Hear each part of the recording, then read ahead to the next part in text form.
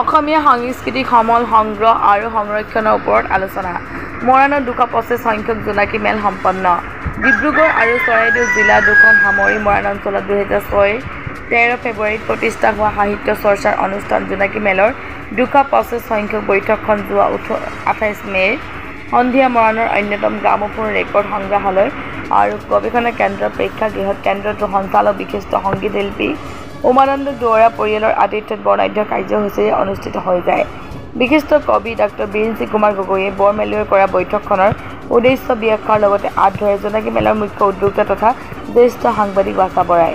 বৈঠকৰ আৰম্ভণিতে প্ৰয়াত বিশিষ্ট সুকণ্ঠী গায়িকা গায়ত্ৰী হাজৰিকাৰ মৃত্যুত গভীৰ শোক প্ৰকাশ কৰি আত্মাৰ সদ্গতি কামনাৰে ১ মিনিট সময় মৌন প্ৰাৰ্থনা কৰা হয়। ইয়াৰ পাছতে জোনাকী মেলৰ স্থায়ী গীতটো পৰিৱেশনেৰে বৈঠকখন শুভ উদ্বোধন কৰা হয়। বৈঠকখনত আদৰণি ভাষণ আগবঢ়াই গ্ৰামোফোন ৰেকৰ্ড সংগ্ৰহালয় আৰু গৱেষণা কেন্দ্ৰৰ সঞ্চালক উমানন্দ দুৱৰাই। এইবাৰ জোনাকী মেলৰ আলোচ্য বিষয় আছিল অসমীয়া সাংস্কৃতিক সমলসমূহ সংগ্ৰহ আৰু সংৰক্ষণৰ প্ৰয়োজনীয়তা। মুখ্য বক্তা হিচাপে ভাগ লয় অসম চৰকাৰৰ সাহিত্যিক পেঞ্চনাৰ বিশিষ্ট সমাজসেৱক ডাঃ লোহিত কুমাৰ বৰাই। বক্তাগৰাকীয়ে সংস্কৃতিৰ বিষয়ে উল্লেখ কৰি কয় যে বিভিন্ন জনগোষ্ঠীৰ মিলন তীৰ্থ অসম আপুৰুগীয়া সাংস্কৃতিক সমলেৰে সমৃদ্ধ। এই সমলসমূহ লাহে লাহে হেৰাই গৈছে। এতিয়া যদি আমি সমলসমূহৰ সংৰক্ষণৰ ব্যৱস্থা নলওঁ ভৱিষ্যতে একেবাৰে লোপ পাব। এই ক্ষেত্ৰত চৰকাৰ আৰু সামাজিক অনুষ্ঠানসমূহে দায়িত্ব ল'ব লাগে বুলি বক্তাগৰাকীয়ে মত পোষণ কৰে। ব্যক্তিগত পৰ্যায়তো এই সমলসমূহ সংগ্ৰহ আৰু সংৰক্ষণৰ কাম হাতত ল'ব লাগে বুলি ডাঃ বৰাই কয়। আলোচকগৰাকীয়ে লগতে কয় যে এই সাংস্কৃতিক সমলসমূহৰ ওপৰত এদিন গৱেষণা কৰাৰ প্ৰয়োজন হ'বগৈ পাৰে। একেটা বিষয়ৰ সন্দৰ্ভত বিশিষ্ট কবি জুলিয়ানা বেগমে এটি মনোজ্ঞ আলোচনা আগবঢ়ায়।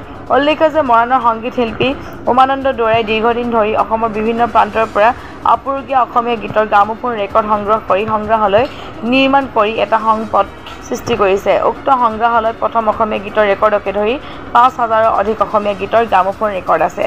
আজি বৈঠকতে ডাঃ লোহিত কুমাৰ বৰাই বিষ্ণুপ্ৰসাদ ৰাভাৰ ১৯৩৮ চনৰ আৰু ১৯৪১ চনত বাণীবদ্ধ কৰা গীত আৰু নাটক সন্নিৱিষ্ট কেইবাখনো গ্ৰামোফোন ৰেকৰ্ড উমানন্দ দুৱৰা সংগ্ৰহালয়লৈ আগবঢ়ায়।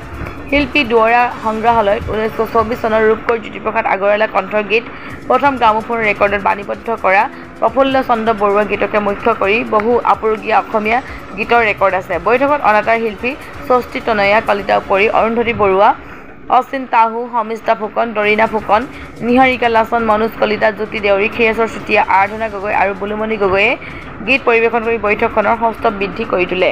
জোনাকী মেলৰ ২২৫ সংখ্যক বৈঠকত মৰাণৰ নীলকান্ত গগৈ, বিজয় কোঁৱৰ, ঘনকান্ত ভূঞা, নিপুল হাজৰিকা, দীপালী চুতীয়া, তেজস্বী দুৱৰা, নীলাক্ষী বৰুৱা, বিমান গগৈ, দেৱযানী সন্দিকৈ, বীণা কোঁৱৰ, নিভা গগৈ, বিজয় শইকীয়া, ৰঞ্জুমণি দত্ত বৰাকে মুখ্য কৰি বহুকেইজন বিশিষ্ট ব্যক্তি উপস্থিত আছিল। শেষত বাছা বৰাই শলাগৰ শৰাই আগবঢ়োৱাৰ পাছতে জাতীয় সংগীত পৰিৱেশনেৰে কাৰ্যসূচীৰ সামৰণি মৰা হয়।